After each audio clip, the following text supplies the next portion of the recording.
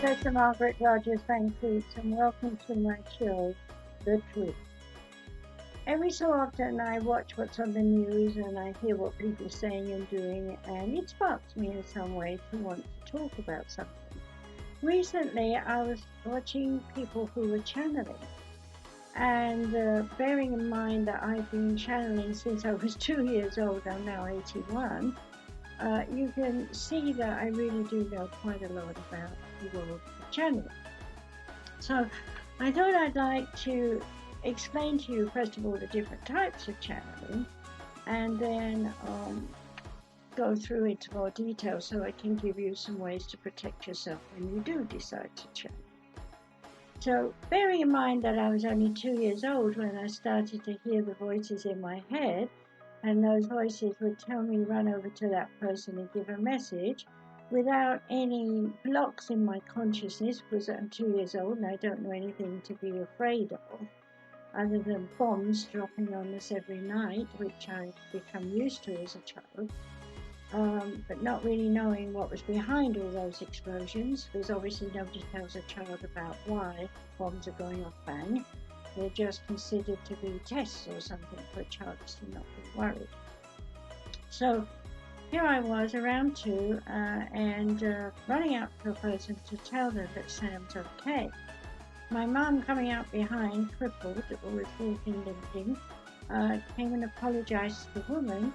And the woman said, no, no, no, you don't understand. I received a message that my husband was missing in action, get it out of my mouth, and was considered dead.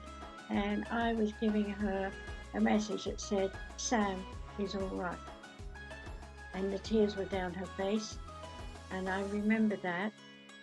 And on the way away, my mother's got my hand. She's saying, you mustn't talk to strangers, darling. We don't know them. And I tried to tell her that I didn't know about those things, but she didn't understand that I had psychic skills in those days. By the time the war had finished, I was 3.5, and my father came back from the war. And because my mother was a cripple, the regimental reunions were a monthly event, and she was often too tired or in pain to go. So Dad took me, and I would sit on their laps and get really hot and watch their auras go from yucky blues and browns and greens, really negative colors. And I would just generate all this energy, and then I would see their aura was pearlesque like abalone, and so I could jump down and I'd run off to play and do a one-arm bandit, sell some raffle tickets as well, collect money in a hat or something. And of course, Dad was overseeing me a bit.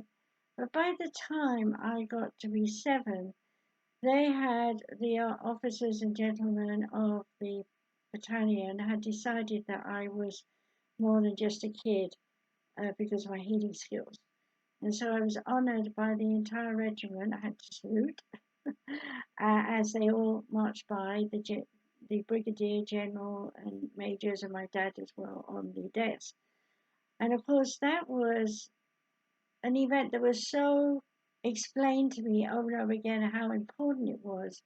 And it was also, at that time, everybody knew I wanted to be a nurse because they gave me a nurse's outfit to wear for dressing up.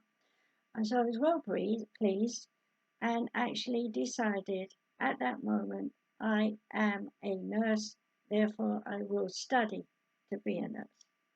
So in school, all my things that I wanted to do was art, music. I love to sing. My parents sung and things like this as well. I like to play games. I love biology. I loved anatomy, physiology. I hated geography. I hated history when it was all about the misery. But when it was good, I loved it. But I learned a lot through that education. And by the time I was 16, I was doing weekend nursing to learn to physically wash and bathe people who were from the war. And of course, they wanted to tell me all about the war, so I learned to hear what I didn't know as a child.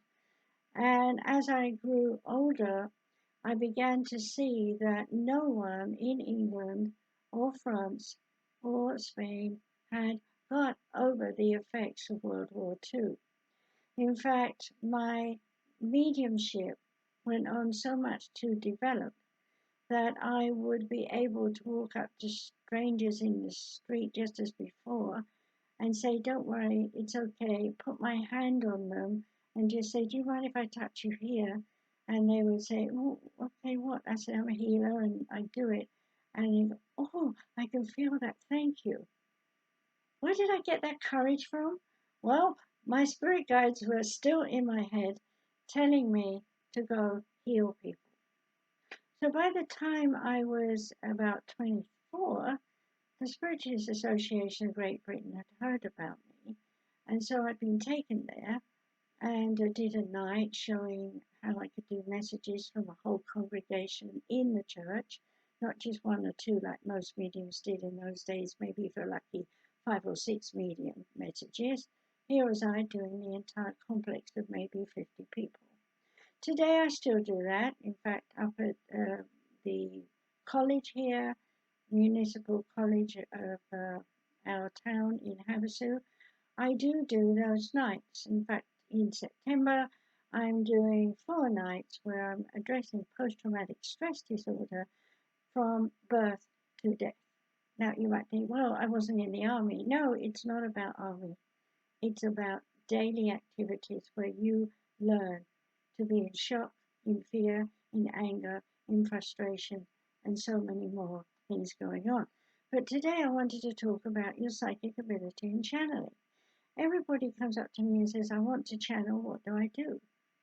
And so what I do is teach them how to A, B, relax and let your thoughts go, and B, trust that the oneness spirit guide is not evil and is really there to help you, and C, to understand that your mind has a wealth of knowledge and wisdom from the lives that you've lived in terms of how long you've lived. And so if you're young, you might not have too much experience with this world, but nonetheless, you will pick up phrases from your spirit guides, just like I did as a young child, and speak them out aloud to people around you who may well say, "Oh, I know that." Recently, I went to a gong night, special sounds and things to listen to. And while this was going on, I suddenly found myself with a gentleman in my body who had no physical use on the right side. After it was over, I had to ask, who in this room has just lost someone who died from a stroke? And a woman across from me said, "I did. My husband died 2 days ago." So this was proof of the pudding that once again, to a whole bunch of people in the room, the channeling was important. So let's define channeling. Channeling can be you just hear something in your head, you repeat it aloud, as I just said, and someone else around you accepts what you've just said and confirms to you that you are hearing a true voice from a true spirit guide. Second question that comes up all the time is, well, how do I know it is a spirit guide? Well, the bottom line is you allow yourself to hear what the spirit guides are going to tell you. And over a period of time, each time they tell you something, you start to see how accurate what you've spoken out loud to others about has been acknowledged. And therefore, you know that that spirit guide is telling you a truth. Therefore, they are a spirit guide. The next question that people ask me is, how do I know if they're ascended masters? Well, how do you know that you're an ascended master or anyone else is an ascended master? No one knows unless you speak about it. So when you want to know more about your spirit guide, you sit down quietly in a room where you will not be disturbed with a pen and paper and a book, and you literally empty your mind, open up your chakras, which we're going to now. There are other things I've talked about chakras. You can go and look at all my iTunes show, Journey into an Unknown World, where that is explained, and all my YouTubes are on YouTube. Okay, so You'll find these on chakras, so we're not spending time on that now. So here you are sitting down with a book, and you say to your spirit guide, "What is your name?" And you write the first thing that comes into your mind into that book. Then you say, "What country were you born in?" And then they will give you the last life they were born, say Egypt or Peru or somewhere, or it might be simply Germany. They could have died in the last war or more other wars. There were many wars. Then you ask after that, "How did you die?"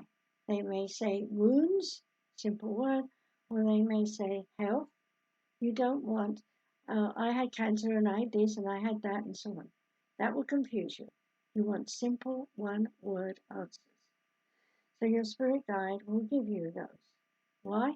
Because it's easy for you to hear one word, write it down, and not go into garbage thoughts from your conscious mind. Once you've written that down, then you ask male. If they're not, they may write female. If they are female, they may say so in your head. You can write it down or you can just accept it. Second aspect, what clothes do you wear?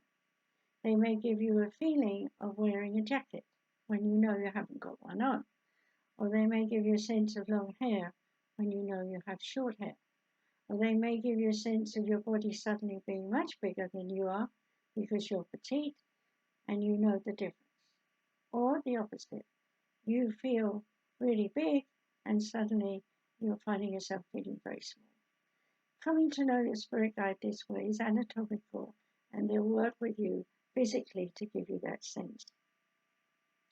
Once you are used to writing down what they say in one words, then it will lead to you writing paragraphs. The paragraphs will be for you to apply to yourself and to your life. At the same time, there'll also be messages for you to give to other people. Once you've achieved this stage, then you begin to realize that your spirit guide is trying to make you sleepy. At that point, when you feel sleepy, it might be that you actually fall entirely asleep and do nothing and wake up feeling refreshed. But during that time you're asleep, your spirit guides will be working on releasing your fear, pain, anger, guilt, and losses, healing you as well where possible, and leaving you to wake up feeling rejuvenated and much better. This could happen many, many times before they actually want to stay with you and help you channel. Now, when they do, they will come to a point where they will use your mindset to channel. So it sounds exactly as though you are speaking yourself. And when you speak, you will have halted moments just as you would in real life. So I'm going to ask the spirit guide right now to channel through me and use just my personality. I'm so used to doing it that it doesn't take but a second. But to explain, I will drop my head. You would do that too. A breath comes and then you know you're ready to speak. You have no plans, have no ideas what you're going to say. You take another deep breath and you say the first thing that comes into your mind.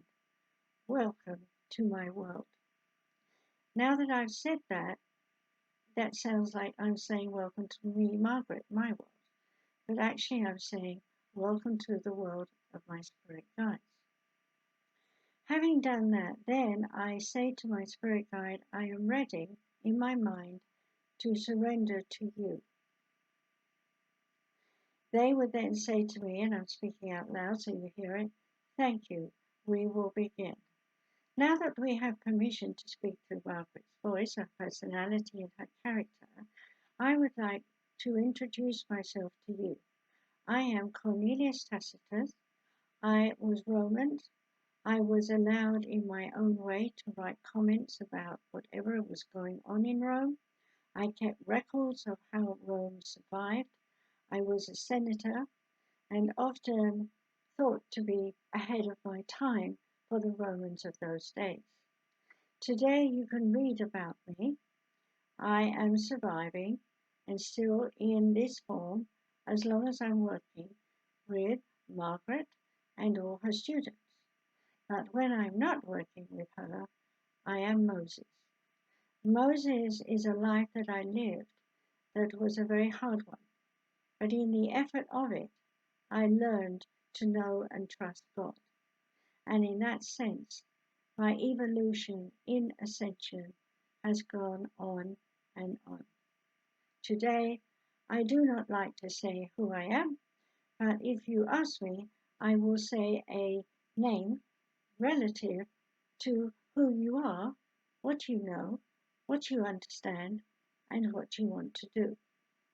If I am able to help you, then I will. And in helping you, I will open up your mind to new consciousness. I teach through this lady, and I will continue to do so. So if you are willing to come to her classes and hear her speaking, know that it is I who am speaking through you. You notice there is no pause, there is no ah, there is no looking about. I am looking at you and I'm focused, and she is not thinking anything. Now I will leave her. Thank you. You saw I did a breath. That was his letting go. Cornelius is quite an amazing personality as a Roman. He was pushy in his own time, so he told me, and he liked to wake up the senators who were nodding off with making statements that would make them go, what, and pay attention. And he does that through me in my classes. He'll say suddenly, quite, I don't know, I'm pausing because he's not talking through me. He'll say something quite simple, like, you're all half asleep. And everybody's like, what? I'm not half asleep. But what he's really saying is, you're moving into the twilight zone. You're moving into that area where your conscious mind is starting to be quiet. And then he can come to you and give you a feeling of his presence. So if you've been watching this and the last part of me just saying that part, you may have felt him because he is universal. He can be in the minds and hearts of trillions of people at once. You might say, well, how can we do that? The bottom line is there are trillions of people on this planet who worship him in different lives. And so he hears that, he feels that, he comes to them, and he can be with them whenever they need his help. So he is an amazing man, Cornelius Tacitus. If I go to the Moses man, he was often very silent, very drawn within, relying very much on his brother, who was able to speak the words for him. So here you need to know that they were coupled together in that life. One shows and tells and leads the way, the other explains why. So we won't go too far with that right now, because I want to take you to the next step of awareness. I'm going to act this out. I'm going to take my glasses off, and you can see my face better, I hope. I'm going to come in closer so you can see me. When a person is channeling, you saw me with my eyes open. But in the beginning, channelers always shut their eyes. So I'm going to shut my eyes so you can see. Now, if you focus on me as I'm looking at you, you can see I'm thinking a lot. Now, watch when I shut my eyes. I took a breath. I'm not looking at you. I'm just being. Now, I'm going to ask Sister Teresa, who was one of my first guides when I was a child, to come to me and speak. I will speak to you in any way you wish to hear me. But first, I need to tell you that I am a nun and like to be a nun when I am working with women who feel they have no strength in their life. You may say, I am trapped by a marriage. You may say, I am trapped by children who don't obey. But I say, They are a mirror image of you. And so your DNA, your RNA, has taught them to play up when you don't need it. I'm opening my eyes. I'm looking at you. I'm telling you, don't wind your children up by saying no. Sit down. Say, come here. I have something to say. When you ask me to do something or give you something, I'd like you to think, is Mummy tired right now? Are there things she has to do that I should let her do first? And if there are, then let her do them and make a time later, like half an hour, when she is done with what she has to do, so that she can say, sit down with me again and we will talk through whatever your issue is.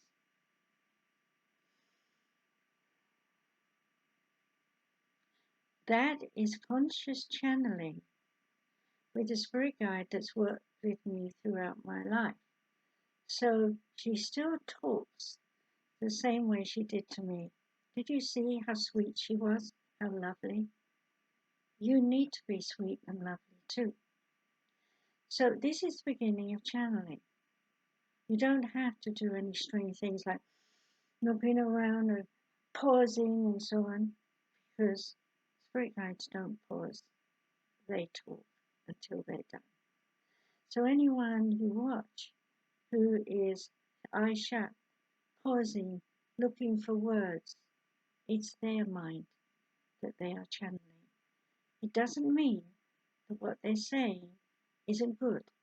Listen, hear what this human has to say to you, but know that he or she is in the beginning of channeling when they're used to listening to their own thoughts and will speak their own thoughts to you in a way that is a little different from the way they used to speak to you because they're channeling indirectly by receiving it from the back of their brain, taking it into the images in the midbrain, and then bringing it forward into their consciousness as being identified as a topic to speak about.